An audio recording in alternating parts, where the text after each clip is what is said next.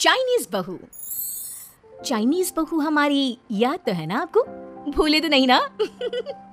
हाँ भाई, थोड़ी देर में ही सही, लेकिन चाइनीज बहू की कहानी आ ही गई। क्या हो रहा है ये देश में? चाइना ने तो आतंक मचा रखा है। अरे क्या हो गया, क्यों चाइना को कोसता रहता है? भूल मत, तेरी ससुराल चाइना की ही है। हाँ माँ, पर ये देखना, लड़ाई झगड़े, ये बीमारी, ऊपर से ये देश कितना चालाक है, अंदर न जाने क्या क्या करता रहता है। तभी अंदर से बहू की चिल्लाने की आवाज आती है। अरे क्या हो गया बहू, क्यों चिल्ला रही है? माँ जी, ये देखिए, ये रूस ने यूक्रेन की हालत क्या कर दी है। ऊपर से चाइना में दोबारा लॉकडाउन लग गया है। माँ जी, अब क्या किया जाए? अरे तो तुम लोगों को क्या परेशानी हो रही है, मैं तो यही नहीं समझ पा रही हूँ। वो क्या है ना माँ, हम लोग चाइना जाने की सोच रहे थे, सांगसू के भाई की शादी है। तो क्या? अरे कौन सा उन लोगों के यहाँ भाई घोड़ी चढ़ता है जो बहन काजल लगाकर नेक लगी? माँ जी, उसकी आंखें बहुत छोटी छोटी है, उसमें या तो पुतली रह सकती है या काजल। साले की पुतली निकाल कर काजल लगा दो, अंधा कहीं का। क्या क्या बोले तुम मेरे भाई के बारे में? अरे नहीं नहीं बहू, वो तो बोल रहा था कि तुझे नेक मिल जाएगा, हैं? बहन है ना तो उसकी। नहीं नहीं माँ जी, मैं सब समझती, ये मेरे भाई का मजाक बनाते रहते। कितना सीधा है मेरा भाई, बिल्कुल छिपकली जैसा। नहीं नहीं बहू, सीधा गाय जैसा होता है। सही पकड़े हैं माँ जी। हाँ, तो मेरे भाई की शादी है, मैं चाइना जरूर जाऊंगी। तभी एक पड़ोसन आ जाती है। अरे नहीं नहीं बहू, तू कहीं ना जा, हम लोगों का मन कैसे लगेगा तेरे बिना। ले बहू, तेरे भाई के लिए ये शॉल रख ले, हमारी तरफ से गिफ्ट कर देना। अरे सब कितने अच्छे हैं, मेरी चाइनीज बहू को कितने प्यार से तुम लोगों ने एक्सेप्ट कर लिया। सच में बड़ी भाग्यशाली हूँ मैं। कैसी बात कर रही है? ये तो हम लोगों के देश की खूबसूरती है कि हर किसी को दिल से अपना लेते हैं, बस वो भी दिल से हमें अपना समझे। कैसी बात कर रही है आंटी जी? मेरे लिए आप सब सासू माँ जैसी ही हैं। मुझे भारत बहुत अच्छा लगता है, ये सबसे अच्छा देश है, मेरा भारत महान। वैसे भी लड़की की शादी जहाँ होती है वो तो वहीं की हो जाती है ना। जीती रे बहू, सही बोल रही है। औरत तो होती ही पानी की तरह है, जो जहाँ जैसे रखे वैसे ही शेप ले लेती है। आंटी जी, ये थोड़ा सा ज्यादा हो गया, समझ नहीं आया।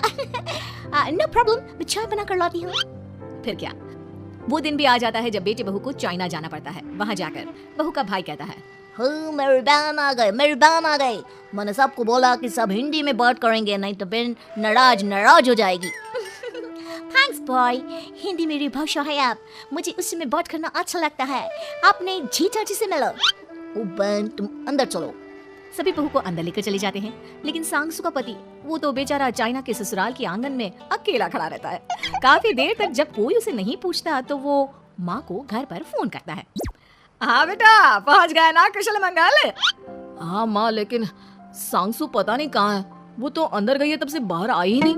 अरे कैसे बात कर रहा है, तो तू अंदर चला जा, तू बाहर क्यों है? अरे दामाद है तू वहाँ का, उन लोगों ने तुझे बिठाया, चाय पानी कुछ नहीं पूछा? नहीं ना माँ। तभी सामने से सांगसू आती है। क्यों आप अभी तक तैयार नहीं हुए? और ये बैग लेकर क्यों कमरे से बाहर आए? इसे वहीं रख देते। कमरा? कौन सा कमरा? अरे कैसी बात कर रही हो, जब से तुम अंदर गई हो मैं बाहर ही तो खड़ा हूँ। बहू को बहुत हैरानी होती है और गुस्सा भी आता है। तभी उसका भाई और माँ आ जाते हैं। और सांगसू, अंदर खाना लग गया है। पहले ये बताओ कि मेरे पति को किसी ने खाना या पानी क्यों नहीं पूछा? वो भारत से ससुराल पहली बार आया है, वो भी मेरे कहने पर। उनकी इज्जत क्यों नहीं की? देख बेटी, तूने जबरदस्ती जिद में शादी की थी तो हम लोगों ने कर दी, लेकिन अब तुम ये सोचो, पूरी चाइना में मैं इस इंडियन को अपना दामाद बताऊं? So sorry. हाँ सांगसू, और तुम भी चुप रहना, नहीं तो वो लोग मेरी शादी तोड़ देंगे। ओह ऐसी बात है, कोई बात नहीं, मैं बाहर होटल में रह लेता हूँ, तुम वही करो जो ये लोग चाहते हैं। कैसी बात कर रहे हो? शादी के बाद पति जैसा भी हो, जो भी हो, पति होता है। वैसे भी तुम्हारे पूरे परिवार ने, सबने बिना सोचे मेरा साथ दिया, मुझे एक्सेप्ट किया, प्यार किया। मैं अपने देश में आपको अकेला कैसे छोड़ सकती हूँ?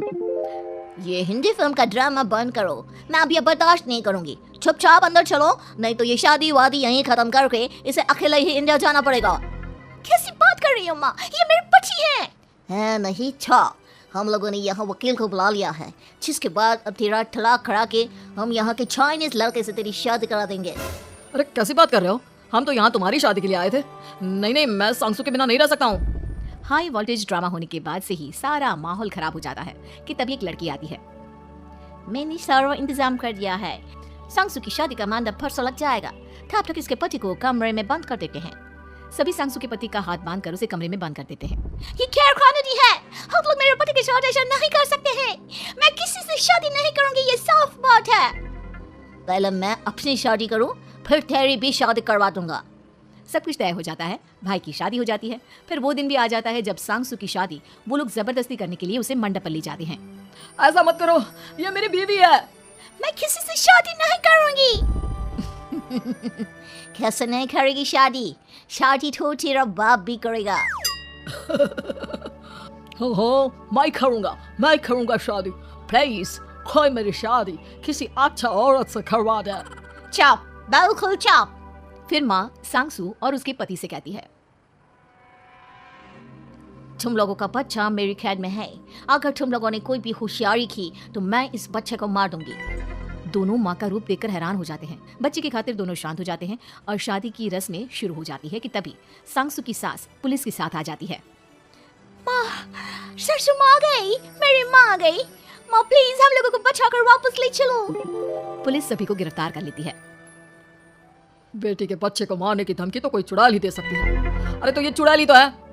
ये सही बोल रहे हैं, ये औरत किसी चुड़ैल से कम नहीं है। तभी उन लोगों का बच्चा भी आकर सांसू के गले लग जाता है।